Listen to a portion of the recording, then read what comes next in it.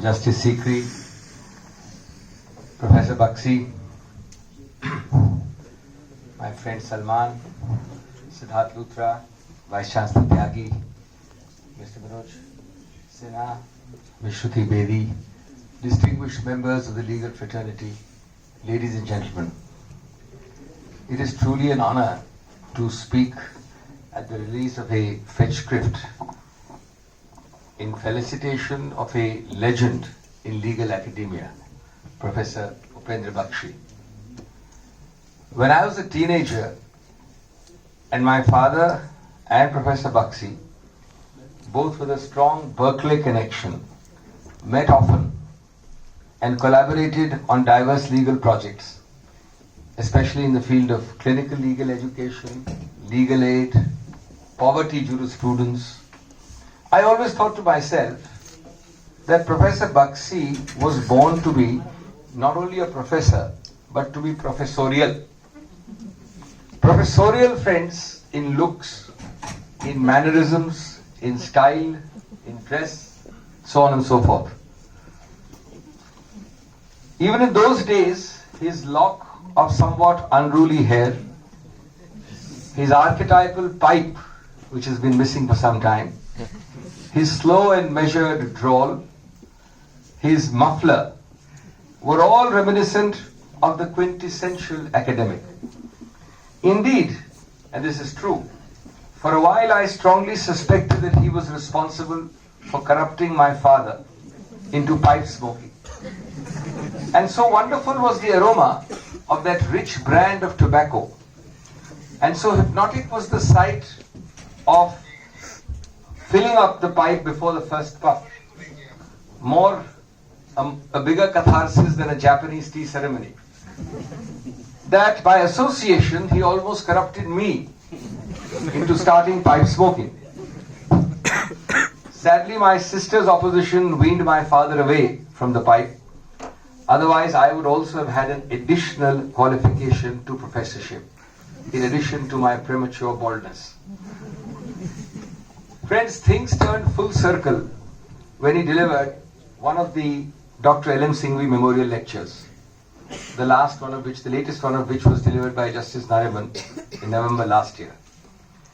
It finds mention in the very scholarly foreword written by Justice Singhvi, and I commend it to you. It's not a chatty foreword, it's a very scholarly, researched foreword.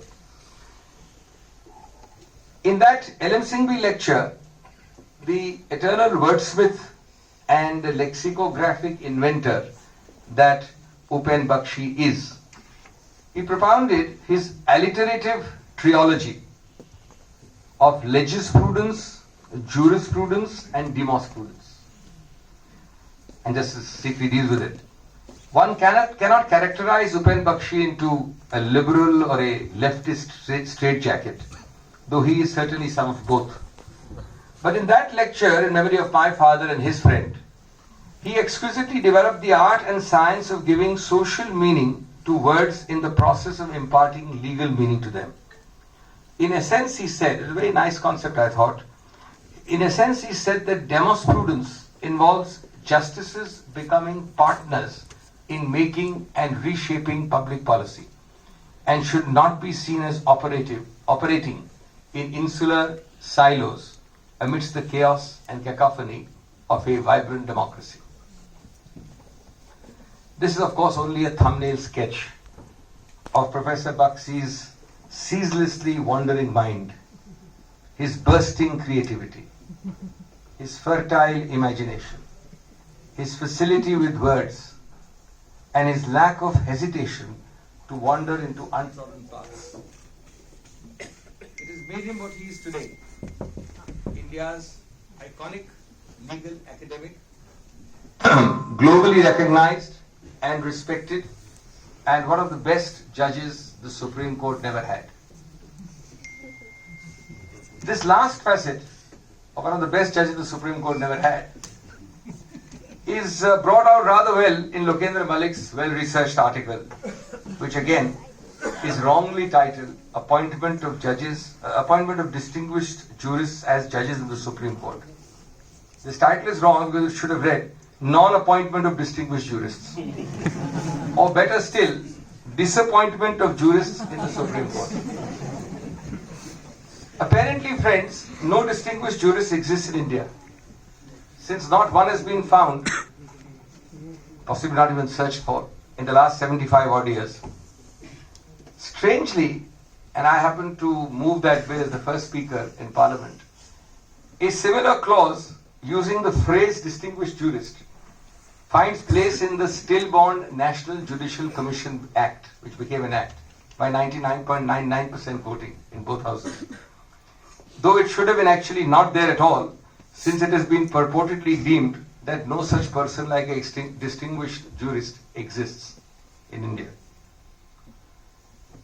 Moving on, friends, my own piece in the book raises the perennial dilemma of how to beat the backlog and win the battle of the bulge in the war against case arrears. And it is within the overall rubric of reforms in the administration of justice, without which the whole system will collapse and judicial review will just not be possible. My lament is that the seeming scale of the problem, 3 crore odd cases piled up, is matched only by the ridiculously simple methods available to demolish what I think is nothing but largely a house of cards. All seminars, lectures and sophisticated sermons, including of course this one, on how to reduce backlog need to be replaced with simple panaceas, relentlessly implemented through less talk and more action. For example, and some of these figures are discussed in the article, 33 to 40% of High Court vacancies at any given time since independence, for the all of 75 years, coupled with a judge per million population ratio in India, which has agonizingly crawled from 13 per million of population to now 19 per million, taking 20 years to do that crawl, against an ideal figure of 50 per million, which is where USA is, and a decent figure of 35 per million of population, where France and some European countries are. It just shows that we'll never be able to solve the arrears problem by something as simple as non-appointment or disappointment of judges. Add to this the counterpart figure of roughly 25% of vacancies at any given time, again over the entire span of 75 years of our existence. 25% vacancies in the roughly 22,000 strength of our lower judiciary. And you can easily forget about beating the backlog. And friends, as Palkiwala said, for reform to happen, words must be an assault on the senses.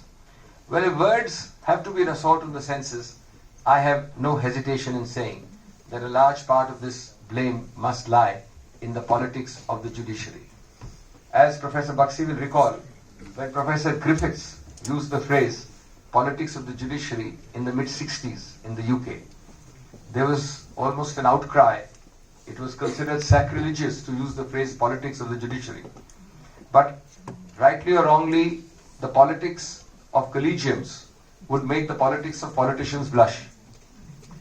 As if this was not bad enough, post-collegium recommendations, and I repeat, post-collegium unanimous recommendations, are taking up to 6 months, sometimes 9 months, sometimes lesser, to appoint or to reject. And recently, just about 2 weeks ago, in an attempt to pass on the buck and say you are more at fault and I am less at fault, the government in a written affidavit in the Supreme Court has confirmed at least one thing, that irrespective of who is at fault, it's a minimum of 1 year, roughly 367 odd days, which it takes to appoint a judge. So a person whose retirement date is known on the date of his appointment is appointed 367 days on an average, and of course averages are misleading. Sometimes it might be 500 days, but 367 days on an average to appoint, which is equally divided roughly between the government, the first collegium and the second collegium. This, friends, is even more deplorable judge bench decisions, which denude all governments of any discretion to reject after one referral back. I have publicly written and spoken, and I repeat it now, howsoever unpleasant it might sound, that having appropriated to itself the exclusive power of appointment, the judiciary jolly well has to ensure its compliance, irrespective of governments and irrespective of political color. Only a few contempt notices by the apex court to the high and mighty, not to the desk officers and the undersecretaries, will have a miraculous effect in solving this problem. Friends, I have not read Salman Khurshid's chapter 20 of the book, but I glanced at it and I suspect it is more on Dworkinian jurisprudence. But the title provoked me to say a few words. The title is on constitutional morality, but I'm sure it's seen more from the Dworkin's viewpoint. And I won't get into that because both he and I are contributors to another book on Dworkin. And that's a whole new subject by itself. But the title of that chapter intrigued me because I'm in the middle of the 9-judge bench preparation, which is going to be supposedly the definitive judgment on Articles 25 and 26. And just to share with you my written submissions there, because it's directly a chapter in this book. The phrase was casually used, casually in passing, in both Keshwananda and S.P. Gupta.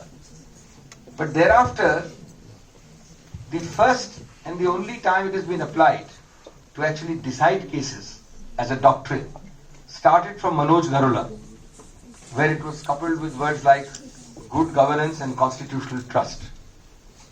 Now, constitutional morality thereafter has been used in a series of cases, right from the NCT case and several other cases like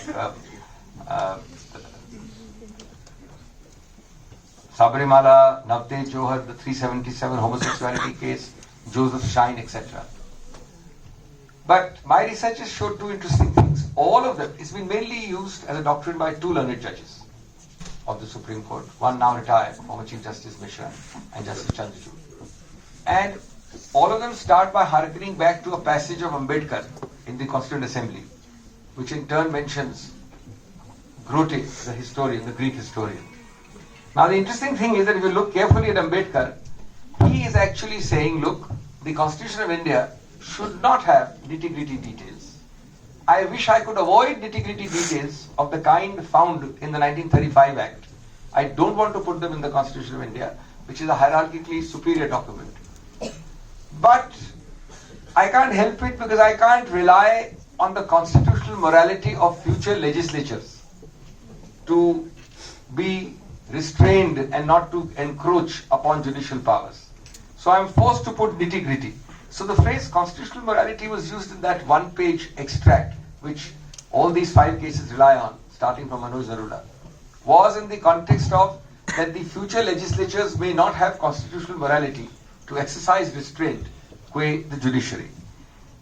On the contrary, in the same passage, Ambedkar seems to be swearing by constitutional text, by not relying on amorphous, ambiguous, undecipherable or intangible doctrines like constitutional morality, and saying it's better to be specific in the text.